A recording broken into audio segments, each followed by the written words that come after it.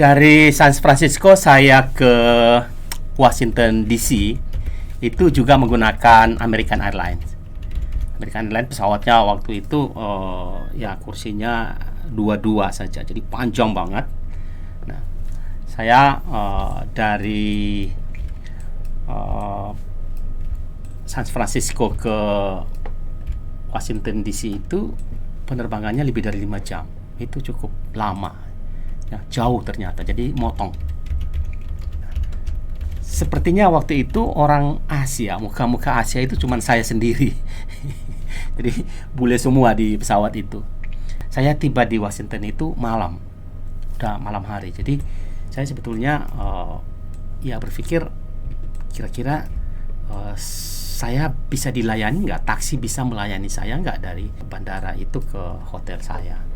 Jadi pada malam hari itu ternyata ada, meskipun tidak banyak, memang harus nunggu.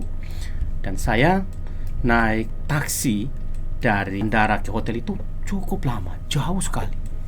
Saya sering bertanya di jalan, ini kira-kira berapa lama lagi, kira-kira berapa jauh lagi gitu. Tapi akhirnya saya sampai juga di hotel. Washington itu kan kota pemerintahan ya, di situ banyak museum. Beda dengan New York. New York kan kota bisnis dunia, pusat bisnis dunia itu ada di New York.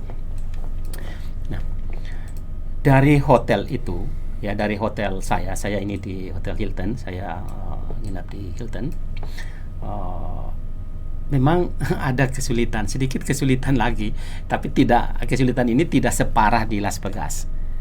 Lagi-lagi soal makanan. Kalau di Las Vegas itu mungkin saja ada makanan-makanan halal, ada restoran halal, tapi saya aja yang belum tahu.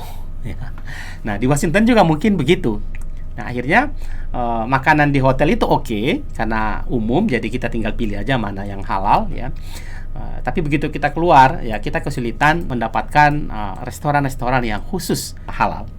Akhirnya saya dapat restoran Thailand dan saya makan di situ. Pesannya nasi goreng, tapi saya memperkenalkan diri bahwa saya ini Muslim, saya pingin makanannya halal. Jadi dia buat nasi goreng khusus dengan telur dadar khusus, saya minta khusus, itu bisa dibuat. Selama saya di Washington, selama 2 hari itu saya olahraga. Saya jogging dari hotel, terus mengelilingi Gedung Putih, White House. Di situ ada, di depan itu ada taman, ada tempat semacam tempat jogging juga, ada White House. Agak belakang dan samping, ya. Nah, saya jogging di situ, mutar terus ke Tugu yang mirip-mirip Monas itu, terus ke sebelah lagi ada patung di sana. Di halaman itu kan tidak boleh mobil umum yang masuk di situ dari 2 arah. Jadi tidak boleh kecuali mobil-mobil dinas White House. Jadi orang-orang yang bekerja di White House, mobil dinasnya boleh masuk di situ. Tapi di situ dibuat semacam barrier ya, macam tiang-tiang beton berdiri gitu, jadi kendaraan nggak bisa masuk. Sepeda boleh masuk, tapi mobil nggak boleh masuk. Nah, tapi begitu ada mobil-mobil dinas mereka itu masuk, begitu dalam jarak 2 meter itu, tiang itu langsung turun, plang, ke bawah. Jadi mungkin ada scan, jadi sudah di scan yang sudah di remote dalam jarak yang mungkin 2-3 meter, ya itu turun. Begitu juga yang mau masuk, mau keluar juga begitu prosesnya. Jadi memang Gedung Putih itu tingkat security-nya luar biasa. Tetapi petugas-petugas pengawal Gedung Putih itu biasa-biasa saja. Kita bisa ngajak ngobrol mereka. Saya berdiri di pos di situ, ngobrol dengan mereka bagaimana caranya saya bisa masuk ke Gedung Putih. Nah, mereka bilang bisa saja masuk setiap saat, siapa aja boleh masuk. Jadi Gedung Putih itu juga sebetulnya tempat wisata sebetulnya. Masuk, tapi dia tunjukkan tempat antri. Tapi kalau Anda mau masuk, Anda harus membawa surat atau ada rekomendasi dari kantor perwakilan negara Anda yang ada di sini. Oh, berarti prosesnya panjang, akhirnya saya tidak jadi.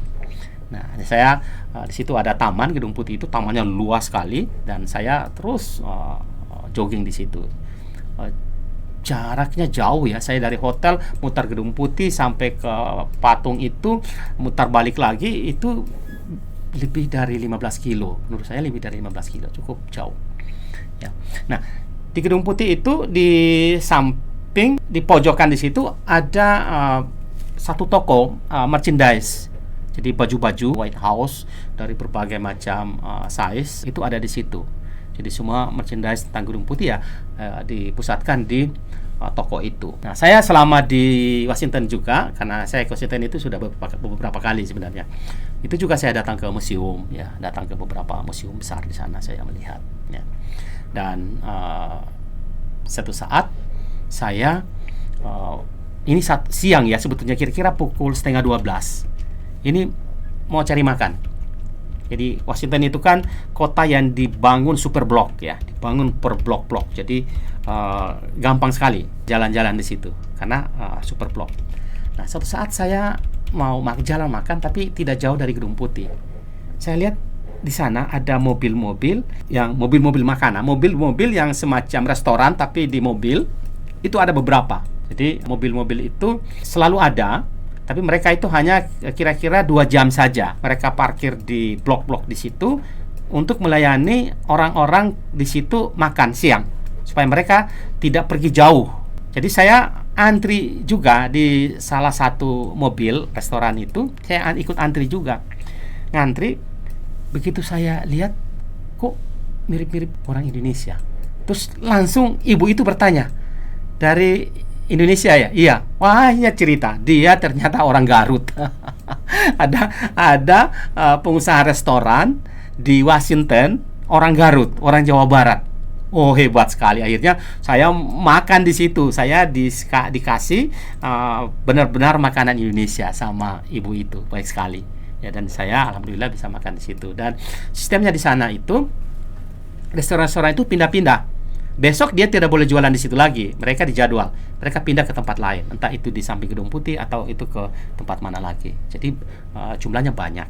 Jadi saya selama di Washington itu selain olahraga di situ, karena saya di Washington ini sebetulnya menghadiri konferensi besar ya, konferensi besar One IFRA namanya. One IFRA itu adalah konferensi para pimpinan media cetak seluruh dunia. Jadi saya datang ke situ sebagai salah satu pimpinan media, ikut konferensi itu selama 2 hari di sana.